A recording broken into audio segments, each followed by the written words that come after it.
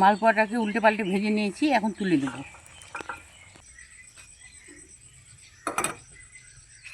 নমস্কার দিদিভাই দাদাভাইরা, সাধনা রান্নাঘরে তোমাদের সবাইকে স্বাগত।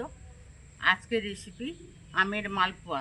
গরমের সিজনে প্রত্যেকের বাড়িতে কিন্তু কম বেশি করে আম থাকে, সেই আম দিয়ে আমরা অনেক রেসিপি ট্রাই করি। তো আজকে আমি পাকা আমের মালপোয়া তোমাদের সঙ্গে শেয়ার করব। তোমরা কি কখনো খেয়েছো পাকা আমের মালপোয়া? না খেলে এই ভিডিওটা তোমাদের জন্য। তো মাঝারি সাইজের দুটো পাকা আম নিয়েছি, এগুলোকে আমি ছোট ছোট পিস করে কেটেও নিয়েছি। একটা মিক্সির জার নিয়েছি, এখানে ঢেলে মসৃণ একটা পেস্ট করে নিয়ে আসবো।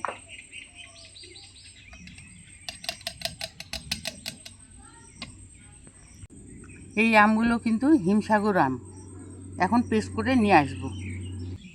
হিমসাগর আমগুলোকে আমি মসৃণ একটা পেস্ট করে নিয়ে আসলাম, এক সাইডে এটাকে রেখে দিচ্ছি।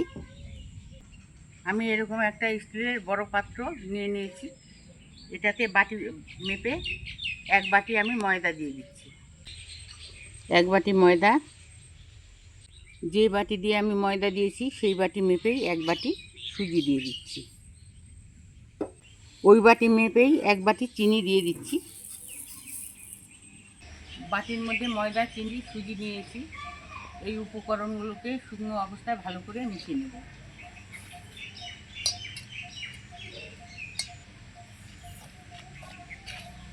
শুকনো উপকরণগুলো ভালো করে মিশিয়ে নিয়েছি। যে বাটি দিয়ে সুজি, ময়দা আর চিনি নিয়েছি সেই বাটি মেপেই আমি এক বাটি দুধ নিয়েছি।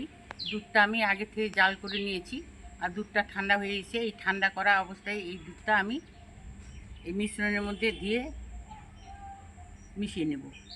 এখানে কিন্তু এক বাটি দুধেই দিতে হবে, বেশি দুধ দেওয়া যাবে না, তাছাড়া কিন্তু আমের মিশ্রণটা এখানে পড়বে, তাছাড়া পাতলা হয়ে যাবে।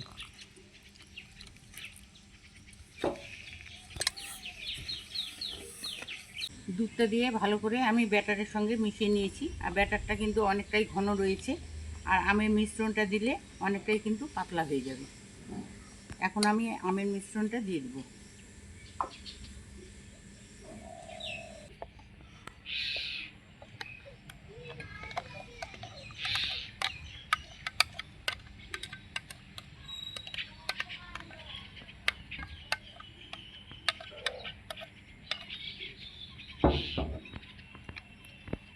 আমের মিশ্রণটা দিয়ে আবারও ভালো করে ফেটিয়ে নেব। ব্যাটারের সঙ্গে আমের মিশ্রণটা দিয়ে ভালো করে ফেটিয়ে নিয়েছি। একবারে ব্যাটারটা রেডি। এখানে আরও দুটো উপকরণ আমি যোগ করে দেব। এই দেখো, আমি আঙুল দিয়ে এক চিমটি লবণ দিচ্ছি। মালপোয়ার স্বাদটাকে ব্যালেন্স রাখার জন্য এক চিমটি লবণ দিয়ে দিলাম। এক চামচ ঘি দিয়ে দিচ্ছি। ঘিটা দেওয়ার কারণ হচ্ছে মালপোয়ার ভিতরটা নরম ফাঁপা হবে, আর উপরটা ক্রিস্পি ভাব আসবে, আর খেতেও কিন্তু ভালো লাগবে। এবং সব কিছুকে দিয়ে আবারও ভালো করে ফেটিয়ে নিতে হবে। মালপোয়ার যত ব্যাটারটা ফেটানো যাবে, মালপোয়াগুলো সঠিকভাবে বলের মতো ফুলবে। ব্যাটারটাকে আমি ভালো করে ফেটিয়ে নিয়েছি। মালপোয়ার জন্য কিন্তু অনেকটাই রেডি হয়ে গিয়েছে, আর ব্যাটারটা একটু মোটা মনে হচ্ছে। সুজিটা মিনিমাম আধা ঘন্টা যদি রেস্টে রাখা যায়, তাহলে সুজিটা কিন্তু ফুলে অনেকটা ঘন হয়ে যাবে ব্যাটারটা। তার জন্য আমি আরেকটু দুধ 4 চামচের মতো এখানে অ্যাড করে দিব।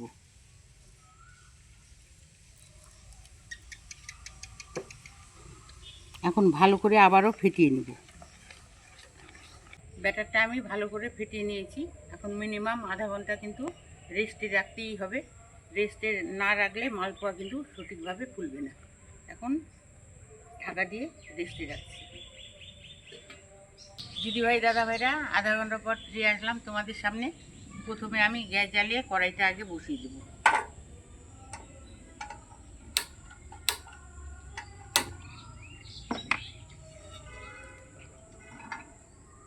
আর এদিকে ব্যাটারটা আধা ঘন্টা রেস্ট রাখা হয়ে গিয়েছে। এখন ঢাকাটাকে আমি তুলে নিচ্ছি। এই দেখো দিদিভাই দাদাভাইরা, আধা ঘন্টা পর কিন্তু ব্যাটারটা অনেকটাই ফুলে উঠেছে। মালপোয়ার জন্য কিন্তু একবারে পারফেক্টভাবে তৈরি হয়েছে, কোনো রকম কিন্তু পাতলা হয়নি আর খুব একটা ঘনত্বও না, একবারে পারফেক্ট তৈরি হয়েছে। এইভাবে যদি আধা ঘন্টা রেস্টে রাখা যায় তাহলে মালপোয়াগুলো পারফেক্টভাবে ফুলবে বলের মতো। ঘনত্বটা এরকম রেখেছি। এখন ব্যাটারটাকে আবারও ভালো করে ফেটিয়ে নেব। ব্যাটার যত ভালোভাবে ফেটানো যাবে তত মালপোয়াগুলো কিন্তু বলের মতো ফুলবে। কড়াইটাকে গরম করে নিয়েছি। এখন কড়াইতে বেশ কিছুটা পরিমাণে তেল দিয়ে দেব।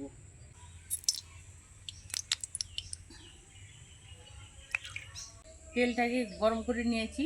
এখন ব্যাটারটাকে ভালো করে ফেটিয়ে নেব আর এক হাতা ব্যাটার তেলের মধ্যে দিয়ে মালপোয়া ভেজে নেব। আর যখনই এক হাতা করে আমি তেলের মধ্যে ব্যাটার ছেড়ে দেবো তখনই কিন্তু ব্যাটারটাকে এইভাবে ফেটিয়ে নিতে হবে, তবেই মালপোয়া সঠিকভাবে ফুলবে।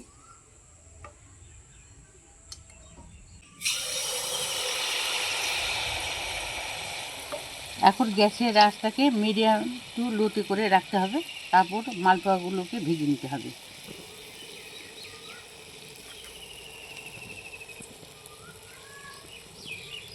এই দেখো ফুলে উঠেছে, এখন উল্টে দেব।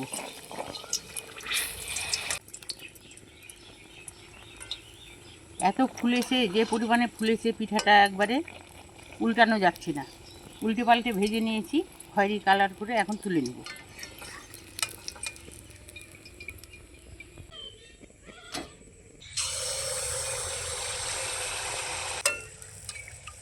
এই দেখো দিদিভাই দাদাভাইরা, প্রত্যেকটা পিঠেই কিন্তু বলের মতো ফোলা শুরু করেছে। তোমরা যদি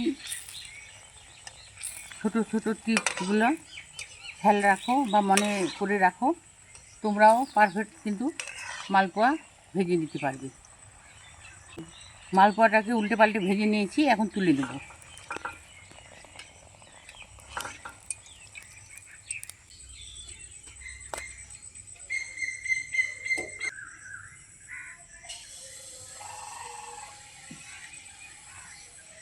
দিদিভাই দাদাভাইরা, যখন এই পিঠেটা ফুলে উঠবে তখন এই পিঠের উপর কিন্তু এই ঝাঁঝরি দিয়ে তেল ছিটকে ছিটকে দিতে হবে, তবে পিঠেটা ভালোভাবে ফুলবে।